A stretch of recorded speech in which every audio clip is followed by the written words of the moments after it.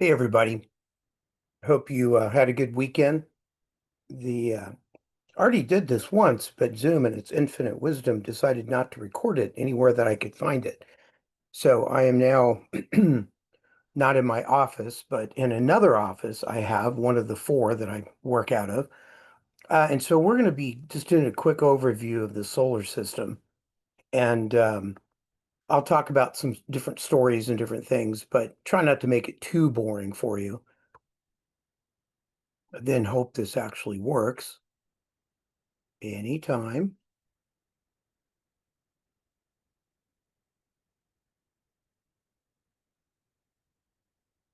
Hmm.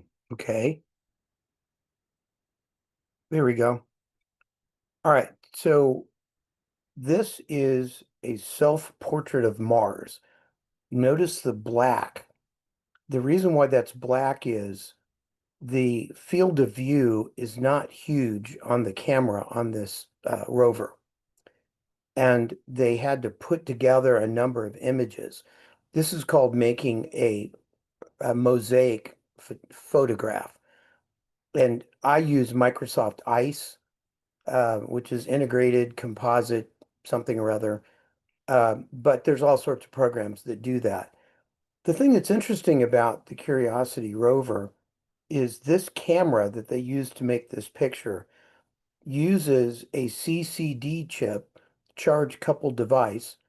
Most of well, actually, all phones today and new cameras use CMOS chips or a version of it. And a CCD was often used and still is for scientific purposes because it's so predictable. But what's interesting about this particular chip, I have two cameras at home. One is color, one is monochrome. And the color camera that I have is a Santa Barbara Instrument Group ST2000. And it has the exact same chip that they sent to Mars to take pictures with. And the weird thing is, when this rover went up and when it was designed, there was much more modern chips. They could still do CCDs, but they were bigger and more sophisticated. But they decided when they made the Curiosity rover to go with tried and true, proven technology that people understood and had been well tested and mapped. One of the things you do with a camera in scientific purposes is what's called calibrations, where you add a flat field, which is getting rid of any dust or imperfections in the optics. And then you add a bias frame, which cuts out the low level noise being created by the chip itself. And then you use a dark frame, which for whatever length of time that you're using the exposure, the dark frame gets rid of any types of noise or anything. So it's what they call flattens. It flattens out the picture and gets rid of all the imperfections on it. So I just thought it was interesting that this rover was using the same technology I have in one old outdated camera that still works quite well. I've taken a few color images with it. It's actually a 3.5 megapixel camera, so obviously it's very small. But just for you photography nerds or people that might be, 3.5 megapixels is quite enough megapixels to do scientific imaging and even what I call touristing. Touristing is where you take pictures of the night sky and you take pictures of different objects through your telescope. And you actually get pretty good results. The big issue is I use 8 to 16 megapixel cameras now, the newer ones that I have. And the only thing I've seen really different about it, besides a wider field of view, which does make things easier, is the fact that I have to have a lot more computing power. 3.5 megapixels was pretty easy to process the images. A 16 megapixel, on the other hand, to do the calibration frames and all of that can take some time. This is astronauts on the moon. Um, and again, for those of you that are conspiracy people, recently India sent a probe to the moon and took pictures of all this stuff that was left on the moon by the United States. In the very middle of the frame, the odd looking, bug looking thing on top of, or the whole thing kind of looks like a bug, but the little white or gray capsule on top of the gold foil, that isn't there, but all the rest of the stuff is still there. The flag is knocked over. And the reason why the flag was knocked over is the blast from the rocket actually made the flag fall over. It wasn't put in all that well. The dust covers an inch or two on the moon, and so there's not a lot to put something like a flagpole into. But I also want you to notice, because we're going to come back to it here in a minute, look at the spacesuit on the left-hand side, on the astronaut. Look how bulky and big that is. And just keep that in mind when we get a little bit farther on and we talk about another picture. This is our solar system. Obviously, the sun is at the center of the solar system. Mercury, Venus, Earth, Mars, Jupiter, Saturn, Uranus, Neptune, and then I like to include Pluto, even though it's a dwarf planet. But when I was a kid, it was the ninth planet, and Clyde Tombaugh, who discovered it, was quite a hero of mine. There's also several dwarf planets here: Haumea, Eris, Makemake, and I believe, oh, and then there's also Sirius, and Sirius is the largest asteroid in between uh, Mars and Jupiter. All right, so these are images taken by amateurs with backyard telescopes of Mercury. On the left is the actual image that was taken. On the right is a high resolution or higher resolution map of the surface features taken with satellite. And when you look at these two, you can see that even though it's not as good a resolution as the satellite, you can see quite a bit of detail. And part of this is just with cameras that can shoot 300 or more frames per second, you can freeze the motion of the atmosphere and get a much better image of the planets than we used to. This is Venus, and these are taken in ultraviolet light. So UV filter filters out everything but ultraviolet light. And for whatever the reason, the clouds in Venus show up in ultraviolet light.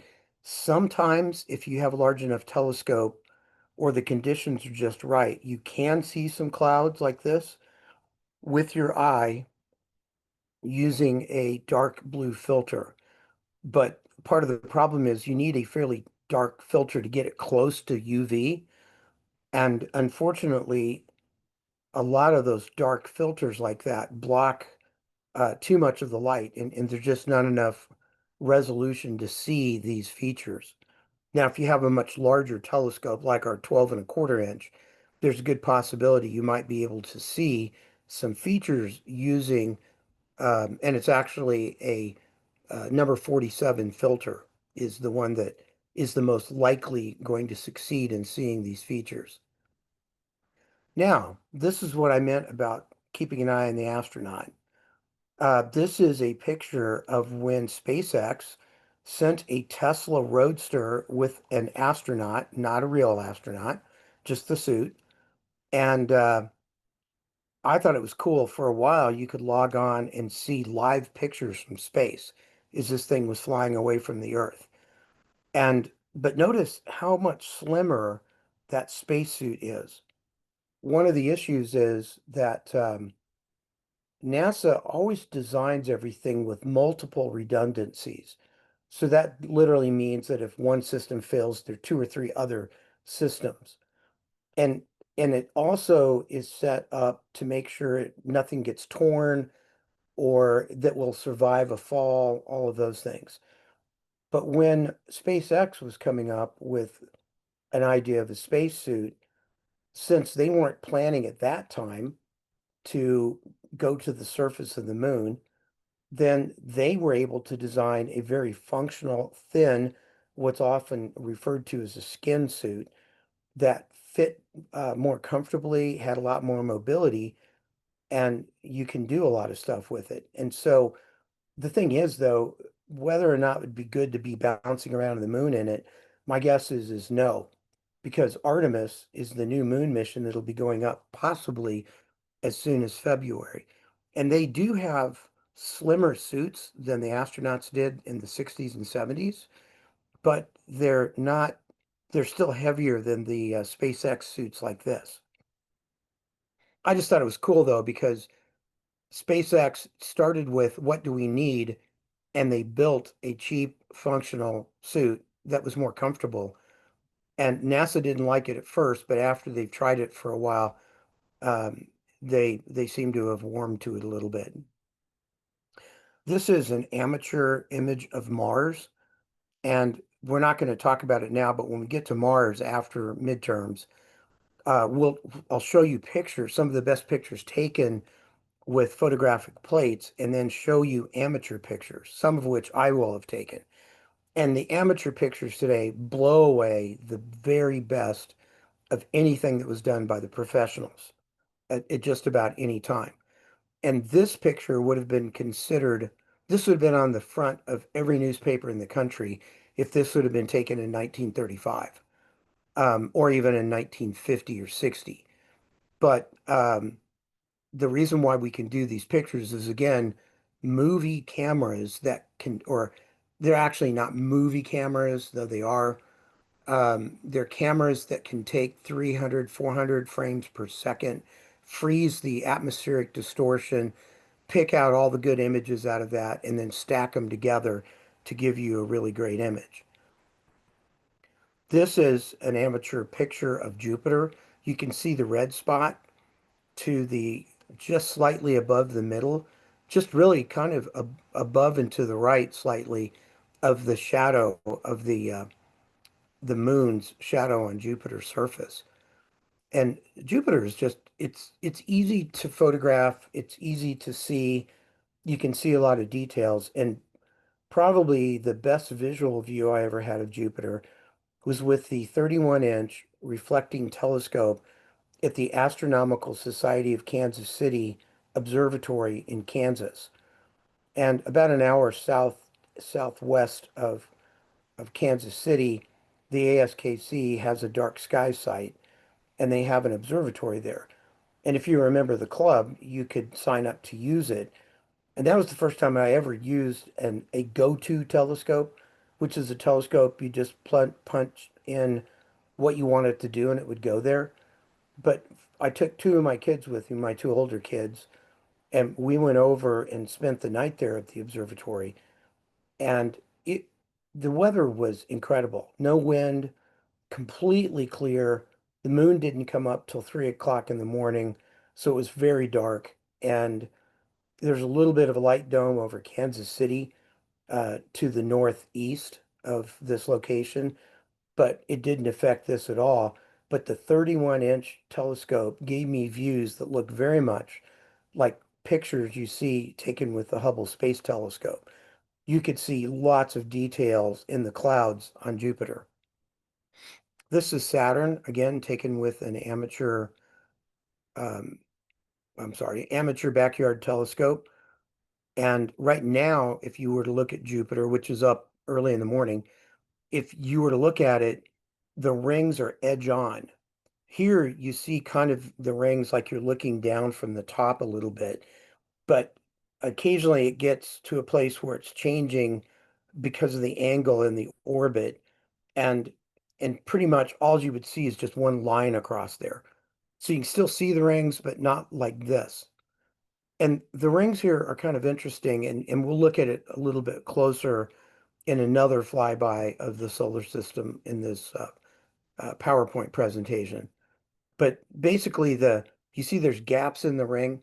Those are where there's small planetoids. They're not really moons because they're so small, but those help keep everything herded, the gas, dust, and ice of the rings, and keeps them in a place where they can be reflect the sunlight. This is Uranus and 5 moons on the left. And that again, that's by an amateur astronomer, and that is amazing. They were using a professional level equipment a large club telescope, but I still think that's pretty impressive. And then Neptune, I'm sorry, on the right is Neptune. I have it backwards, Neptune left, white light. Okay. Yeah, I kind of goofed that up. Sorry about that.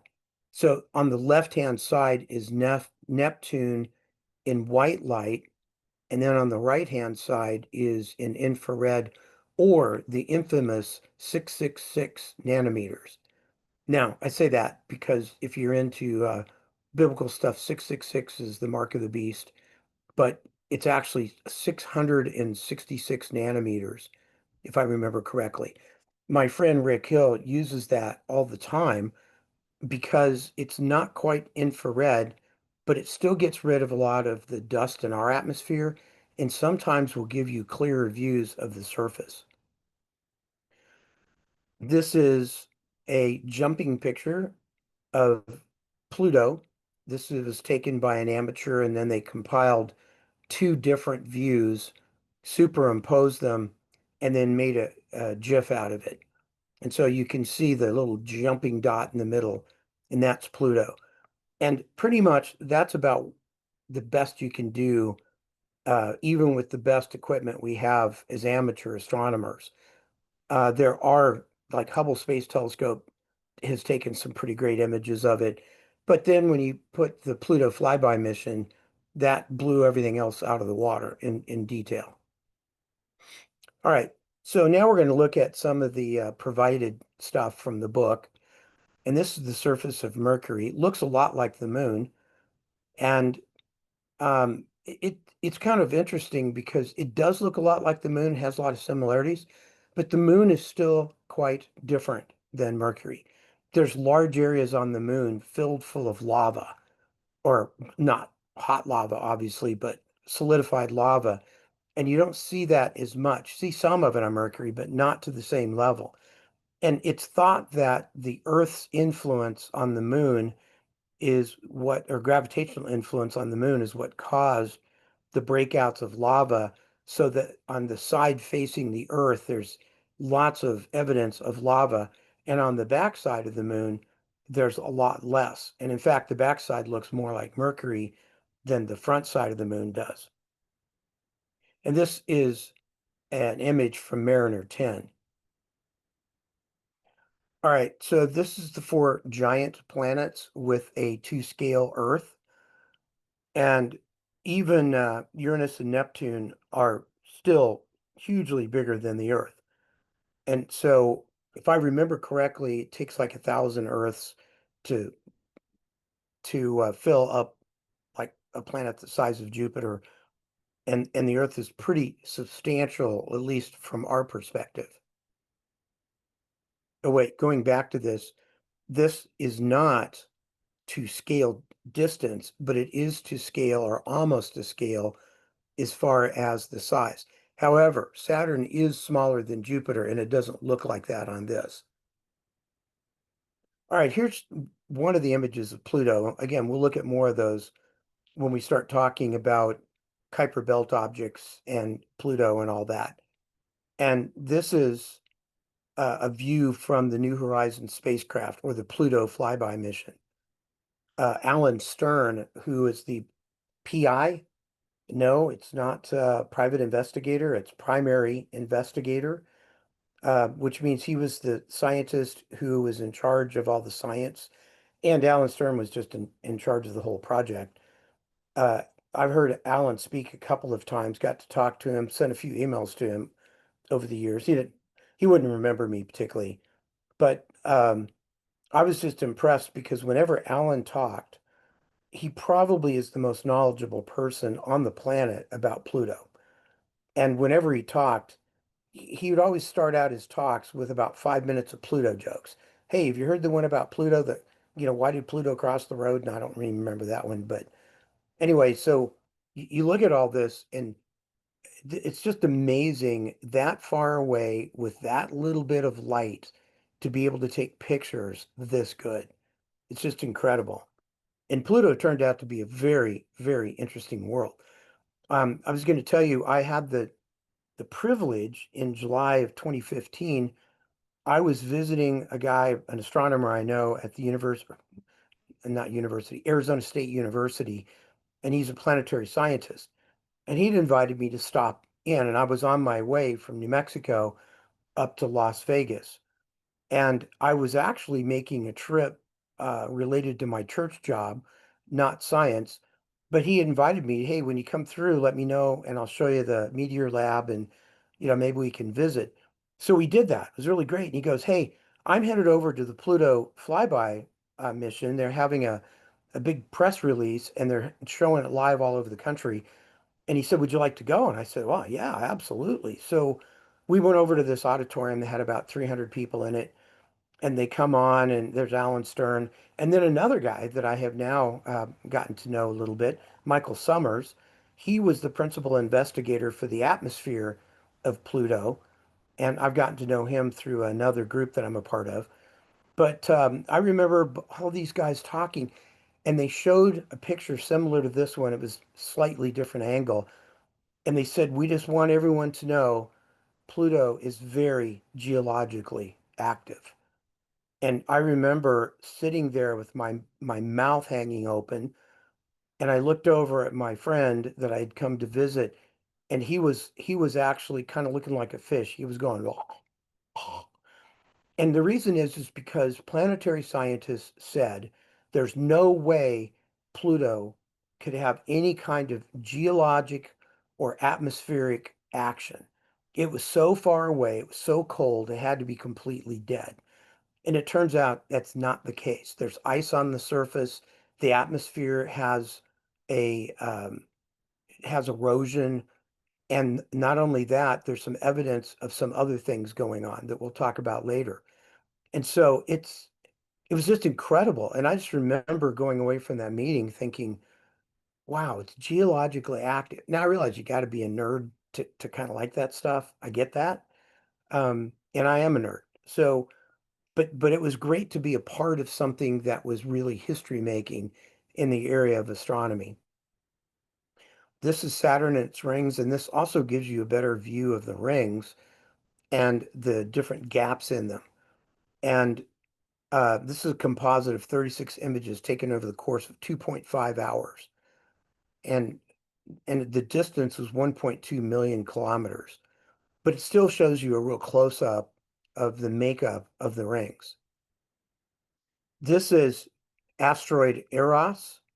The small Earth-crossing asteroid was taken by the near Shoemaker spacecraft from an altitude of about 100 kilometers.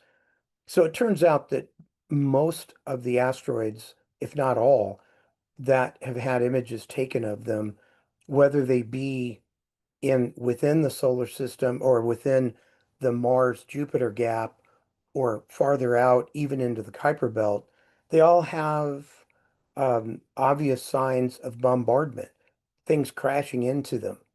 And some of the asteroids are no more than just rubble piles, where gravity has just pulled everything together into a giant pile of rubble.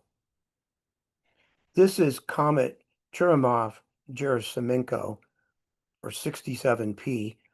And notice that there's jets of gas coming off of this.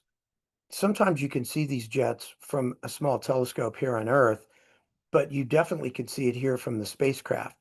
And what's happening here is there's piles of rock that have been pulled together by gravity, and holding those rocks together is ice, dust, and snow. And as this pile of rocks gets closer to the sun, the the gases start heating, and they start streaming out. And oftentimes they're being shot out in little holes and gaps between the rocks. And in fact, sometimes there's enough jetting action that it'll actually change slightly the trajectory of that comet.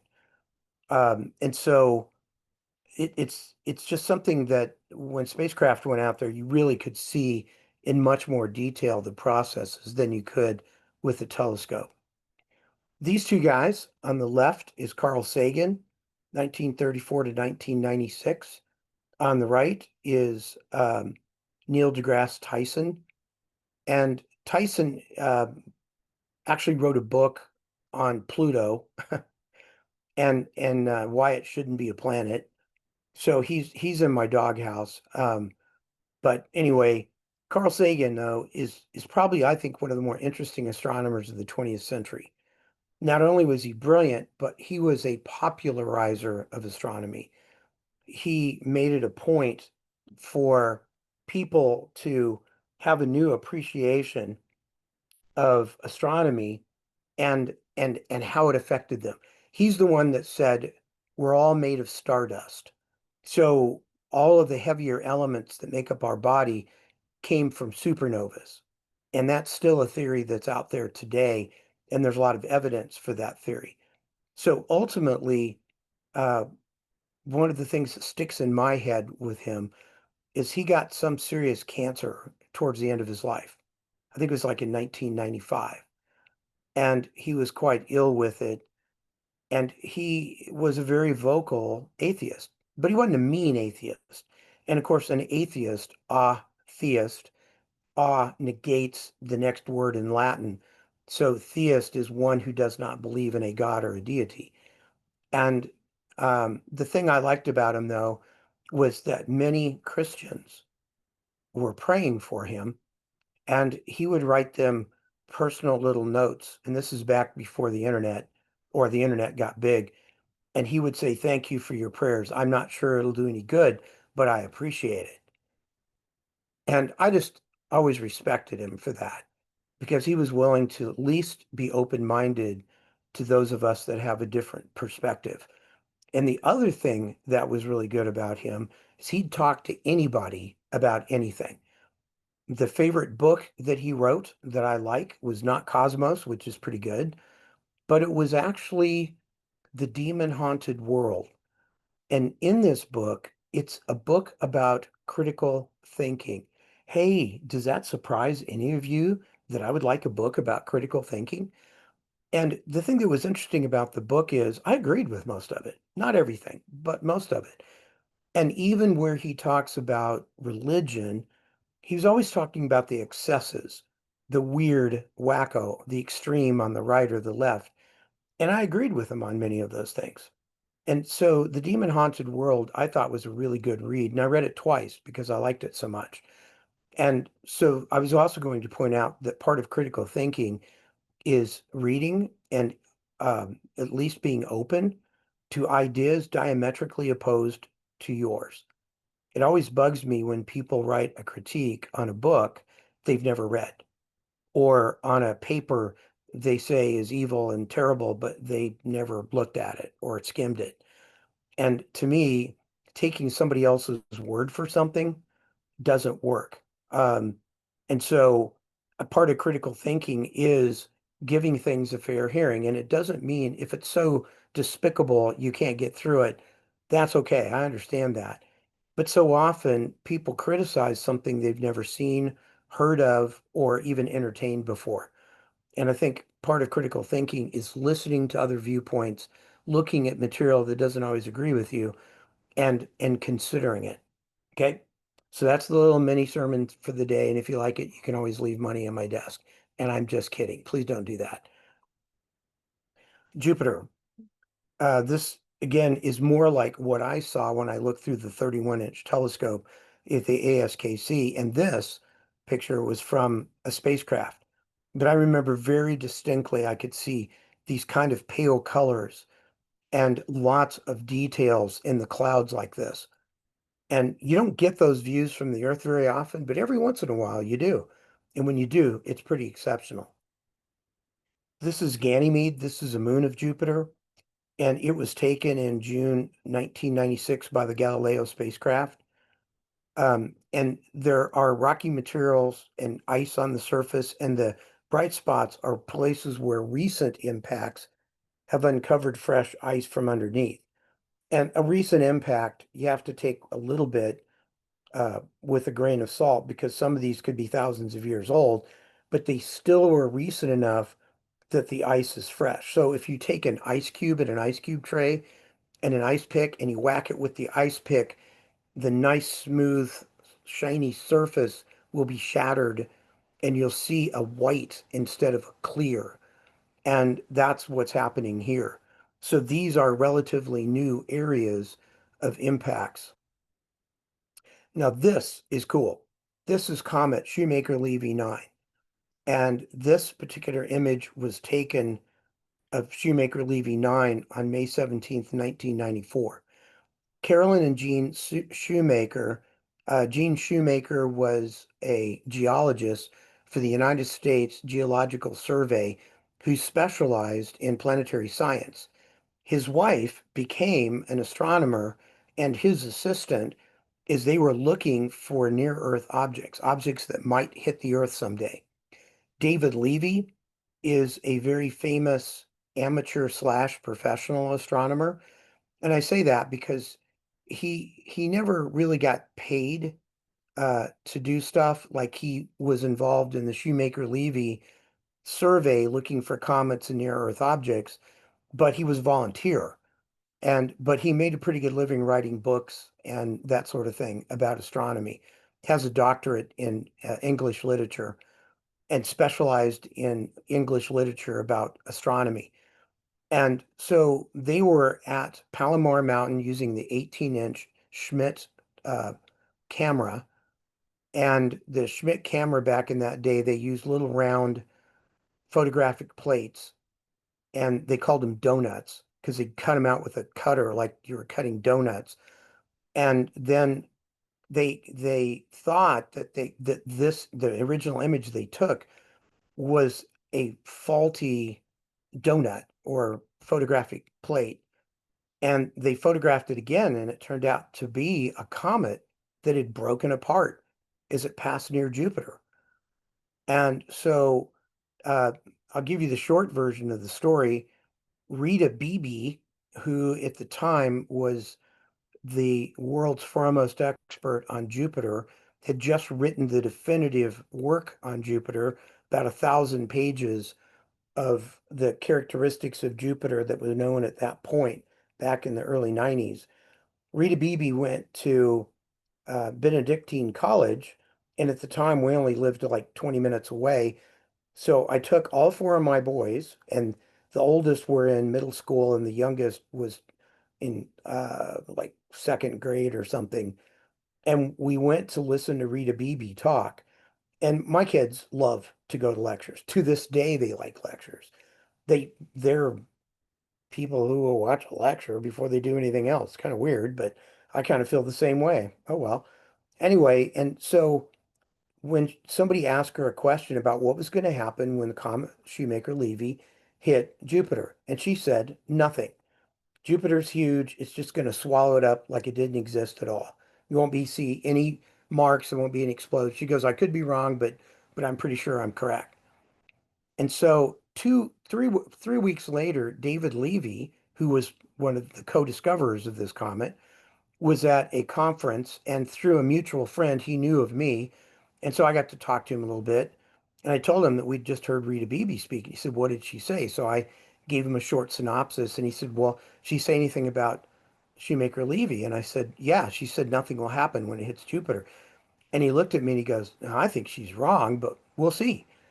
And so then he gave his talk on it.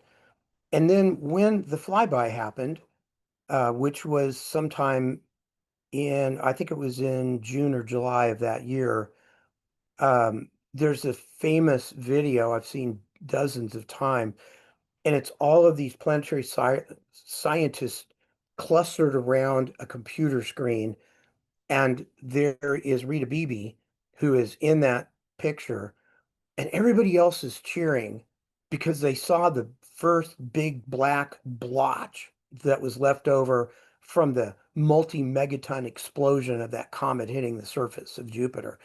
And everybody else is cheering, and Rita Beebe's looking like, oh my goodness, what did I tell everybody? And so I just thought it was interesting because when you study Jupiter, it's so huge in comparison to the Earth. You just think things will be different than maybe what would happen if an object hit Earth like that. And it turns out it's not really different. It's just Jupiter had less lasting effects from it.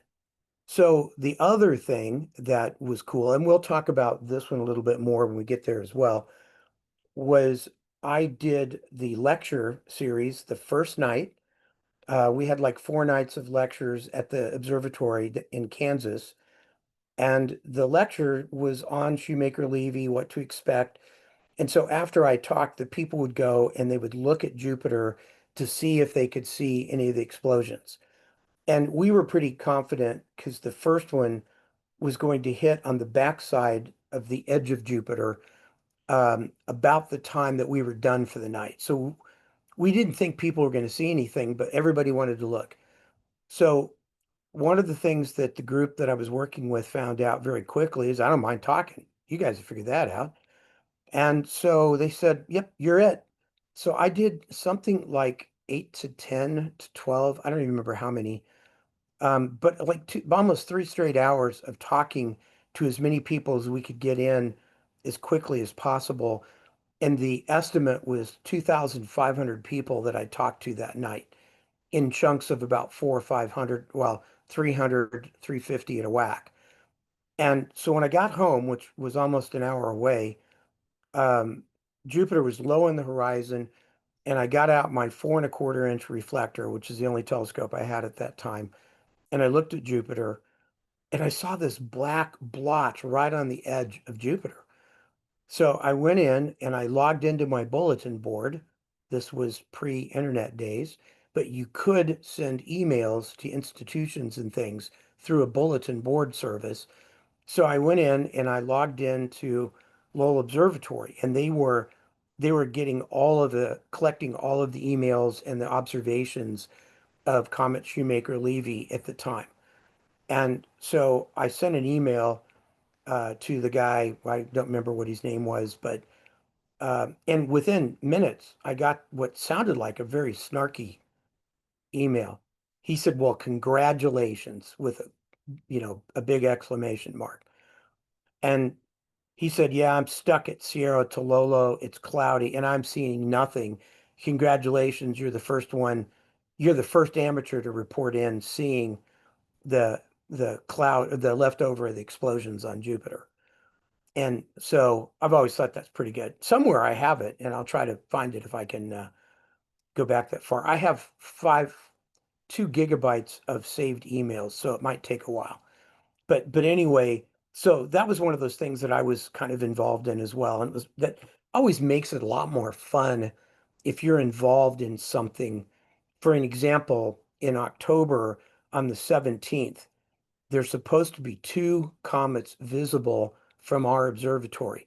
So on the 150th anniversary of Morrison Observatory, if it's clear out, we will have an opportunity to look at 2 different comets, one of which is expected to be one of the brightest comets in the 21st century. So could be really cool or could be a bust. You never know with comets. All right, so this is the actual images of Jupiter, and I've already taken too much time on this. So I have more stories about this, but we'll move on and I'll tell them to you when we actually get to comets and asteroids. This is a composite of the moon showing craters. And so this is made from many smaller images taken from November 2009 to February 2011 by the Lunar Reconnaissance Orbiter. In my office, I have a actual NASA picture of the Lunar Reconnaissance Orbiter. A friend of mine, Robert Reeves, who is an incredibly knowledgeable amateur about the moon, NASA gave gave him, they digitized all the pictures and then gave him all the regulars. So he's been selling them for an astronomy club. And I was very happy to buy it and have it mounted. So come by my office sometime, 1 to 3 on Mondays, and take a look at it. All right, this is showing radioactive decay. And this is a physics project that does not change. Um, and if you know the amount of lead, then you're going to know how long that piece of uranium has been around. And I hear all sorts of people talking about how this stuff isn't real and blah, blah, blah, but you can prove it in a laboratory. So to me, if you can measure in a laboratory, then you pretty much have to know that it's a very good way to date things. So carbon-14 dating is used within 10,000 years of living things. And there's some wiggle room in that. I mean, if you get within a couple hundred years, that's pretty solid when you're looking at thousands of years. But this is actually more precise, but with less resolution.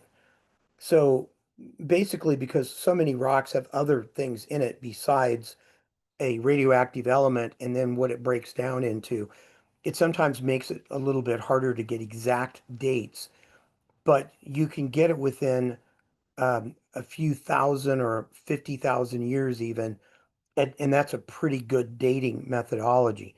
So that's how we know, I say we, in science, how scientists know, or at least suspect that the universe, yeah, the solar system is around 4.5 billion years old because of radioactive delay. All right, this is an artist's conception of the solar nebula. And right towards the end of our semester, we're going to talk about how all this stuff forms and about how that is changing in the light of discovering exoplanets. Now, this is cool. Now, this doesn't look like it has anything to do with planets, but it does. These are what are called proplyds. Proplyds are forming solar systems in clouds of gases in the interstellar medium. And these are proplyds that were taken with the Hubble Space Telescope primarily. And you can't see them from the ground, but you can see knots in the nebula of the Orion Nebula. And those knots, if you could zoom into them, you would see these proplyds in there. Each one of these represents where a star is forming, and this is the dust and gas that has been pulled in gravitationally because of that star. And some of these have a tail. The tail is actually material coming off that dust by energy or other dust that is going by. It's like a solar wind, but it's wind created by new forming other stars. And so I just think these are cool. And I have some, not these, but the knots showing where there are a number of proplyds in some of my collections of images I've taken. All right, so we're going to move on to the Earth as a planet, and we're going to go through this one pretty quickly. This is just showing active geology. Um, this is the Cleveland volcano in the Aleutian Islands. And right now, there's a number of volcanoes that are erupting. The one in Hawaii is erupted again. It's never really stopped, but it's erupted more. And there's some in Iceland, and I think there's one or two in the Aleutian Islands, and there's one or two in Russia, in Kamchatka, that are erupting.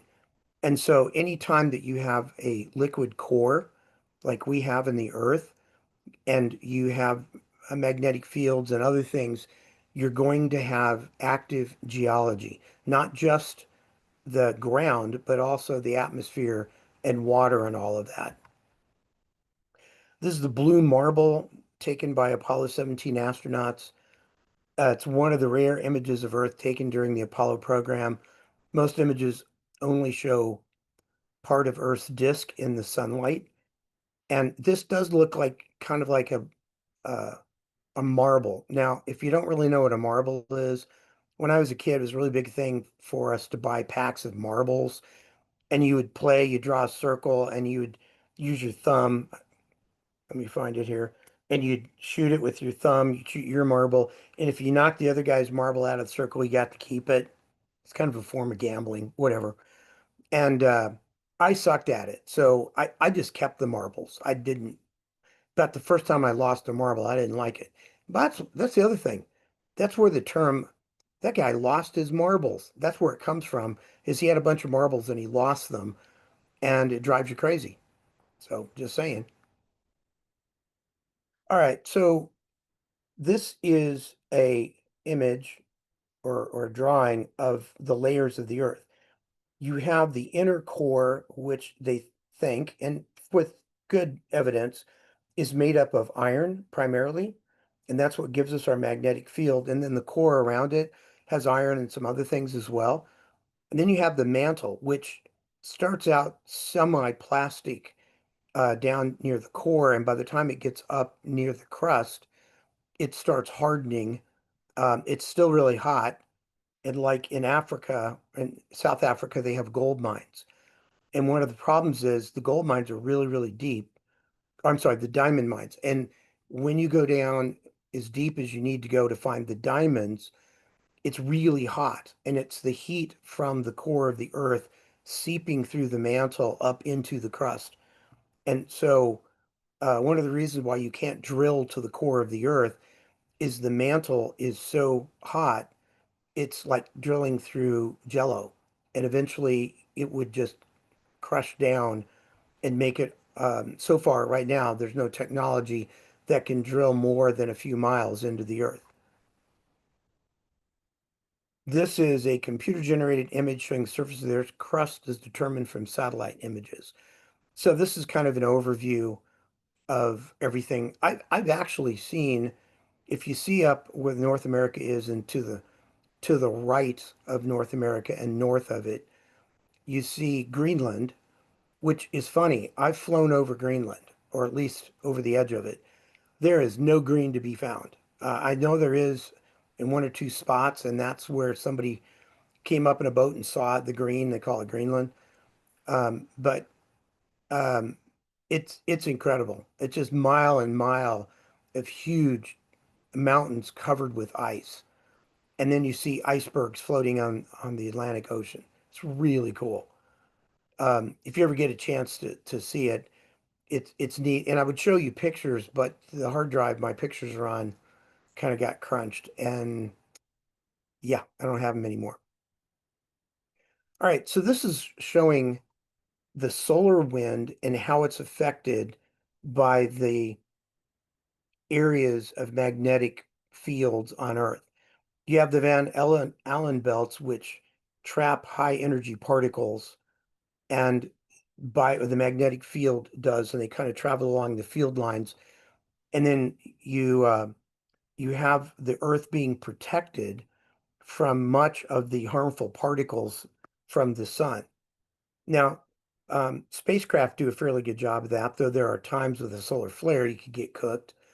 But it was thought when I was a kid that if you got outside of these Van Allen belts, or even into the Van Allen belts, you'd be roasted with radioactivity and die. And that turned out not to be the case at all. It is fairly high radiation, but not usually in a way that would cause sickness or death. This is showing an igneous rock formation. Igneous is volcanic rock. And if you've ever seen lava flow from an eruption, you see this red hot liquid and then it starts getting cooler and there's this black scum that forms over the top and then eventually it cools off into rock.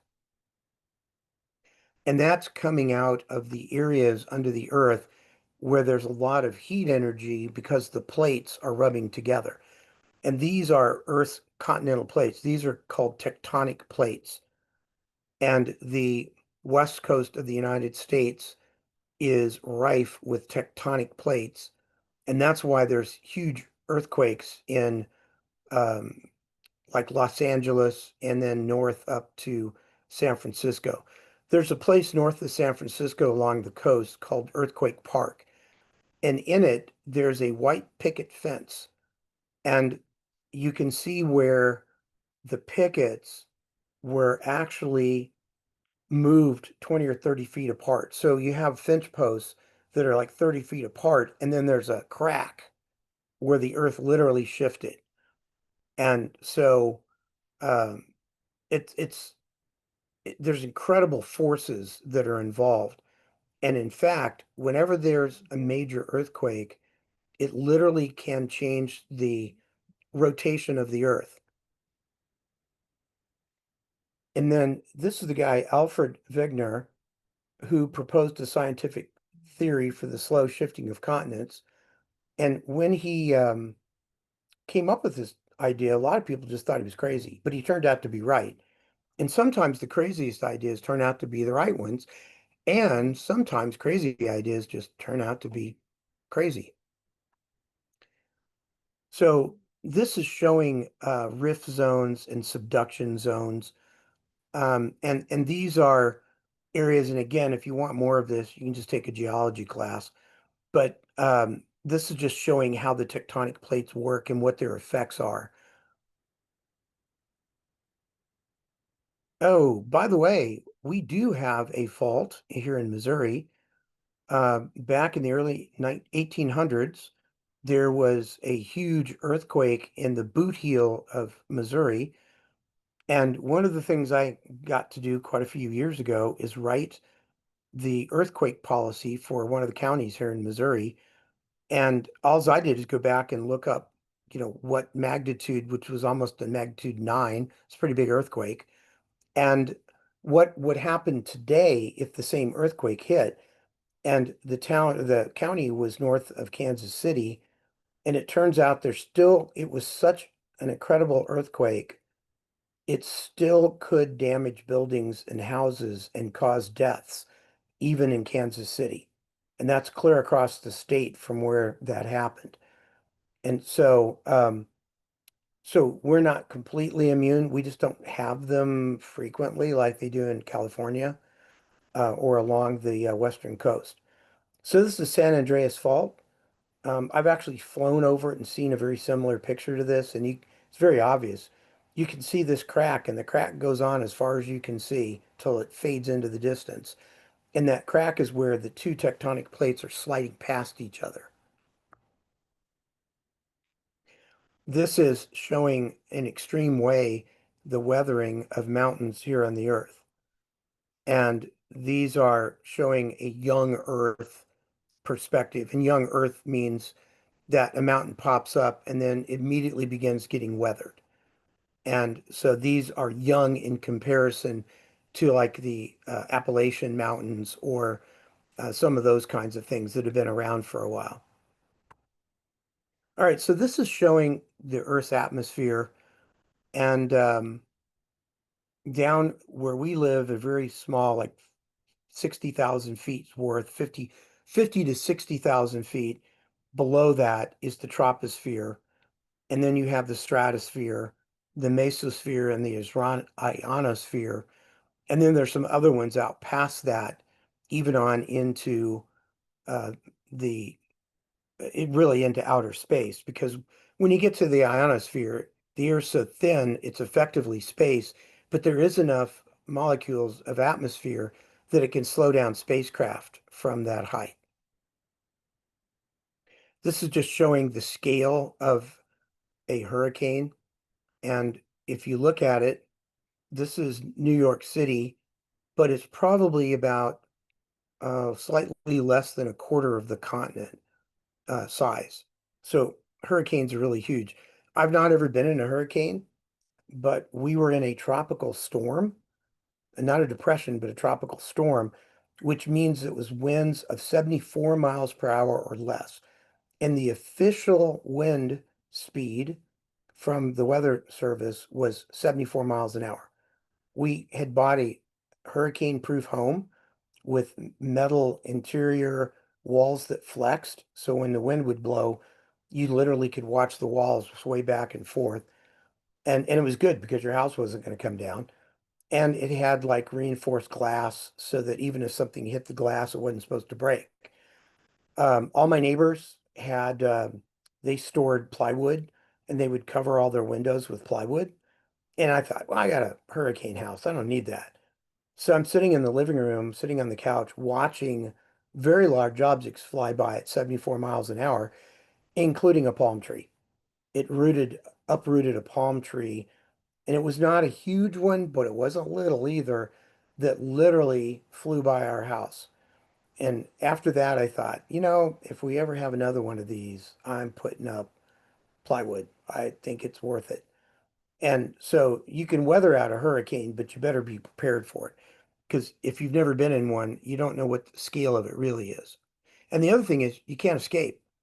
It's not like a tornado, which Once it passes you, you're probably all right to go outside. But a hurricane goes on for hours and hours and hours, and you are faced with sustained winds of 75 to 200 miles an hour. And, so if you need to get out of your house that's falling down around your ears, there's nowhere to go. All right, so this is talking about Ice Age, and I'm not going to dwell on this, but we do have evidence of the Ice Age just north of Missouri, uh, as far south as Iowa and Wisconsin, Minnesota, a lot of those areas, there was evidence of the Ice Age. This is just showing fossil uh, stromatolites and colonies of microorganisms date back more than 3 billion years. This changes all the time. This is showing the the tree of life. You have animals on the right, archaea in the middle, and then bacteria. And the majority of these are microscopic, but the most abundant life on Earth is bacteria. So this is showing how the greenhouse effect works. And you have light hitting the surface, being absorbed or reflected. It's absorbed by the carbon dioxide and methane and other greenhouse gases in the Earth's atmosphere. And then you have reflected sunlight off the tops of the clouds, or sunlight that hits the surface of the Earth through the clouds and then hits the clouds and then bounces back to the Earth. So it traps the heat. And I have mentioned this numerous times, but we still can't model the clouds very well. So that's one reason why weather is so unsure. Um, and for example, Wednesday night, last Wednesday, we had a group of about 70 people show up at the observatory from one of the local schools. And it was supposed to have been 25% cloudy. There was not a cloud in the sky. So I looked it up like 5 minutes before they showed up, and it said we were supposed to have partial cloud cover, and we had nothing. Um, and we did have fog, but it wasn't clouds. And fog wasn't even predicted at the time. So again, it's a little hard to model these things when we can't model how clouds really work and play a role in reflecting and absorbing sunlight. This is increase of atmospheric carbon dioxide over time. One of the ones that I saw was on top of Mauna Kea, where the Keck observatories are, and it was measuring 404 parts per million. And that's a lot compared to 1960 of less than 320. So there's been a huge increase in carbon dioxide. And again, don't ever hear me say that there isn't climate change. It's just the scale of it is what I'm not sure that we can predict real accurately. But I know there's an effect, and I know that effect is changing things. So my thought is the sooner we come up with hydrogen fusion and convert over to energy efficient, the better off we're going to be. Quark Ziz impact crater located in Algeria.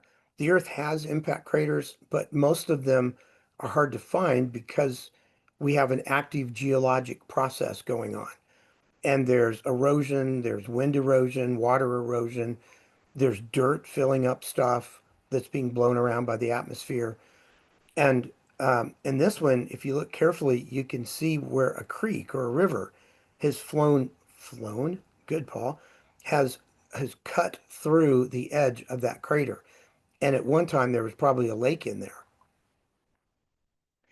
This is the aftermath of the Tunguska explosion, and this was taken 19 years after the blast, but it was so remote in Siberia that it took 19 years for a group of scientists to go and see what happened out there.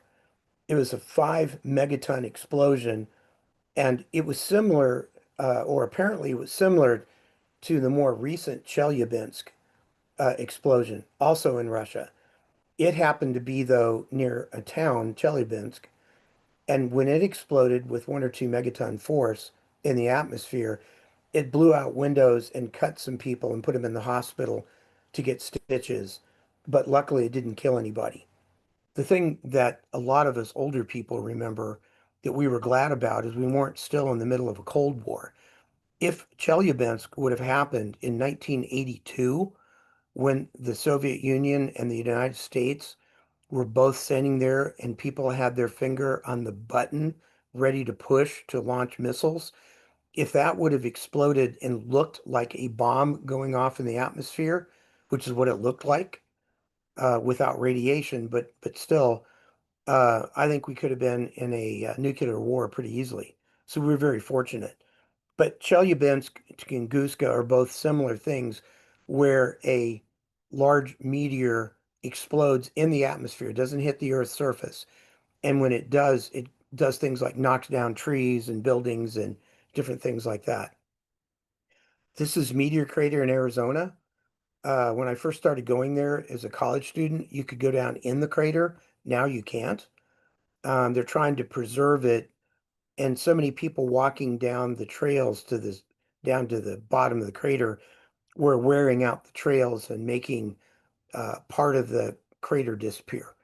So you can only look at it now, but it's still pretty amazing. And I've actually gotten to fly over it in a small plane. That was pretty cool. This is the Chicxulub crater and the father-son team of Alvarez and Alvarez. The father was a prize-winning physicist. The son was eventually a Nobel Prize-winning geologist, and they discovered there was layers of a rare metal covering the entire Earth in a layer, all laid down about the same time. And the layer was just above the layers where you find dinosaurs. And that layer, um, they call it the QT boundary, sorry, QT, KT boundary. And that particular layer was traced back to the Chicxulub crater. And it turns out that doing imaging and stuff under the water, under the mud of the floor of the Gulf of Mexico, they were able to find the remnants of a crater of a very large asteroid or or actually large meteor that hit the Earth. And that is probably what killed the dinosaurs. And it wasn't actually the explosion that killed them, though I'm sure it did some because it would throw up a huge wall of water, cause a giant wave to come over all the earth or the land areas. But what it would definitely do, it would throw up dirt and rock and moisture in the atmosphere and cover the earth up. And the term is nuclear winter, but because if you launched enough nukes, it would literally blot out the sun from the clouds for 6 months to a year or years.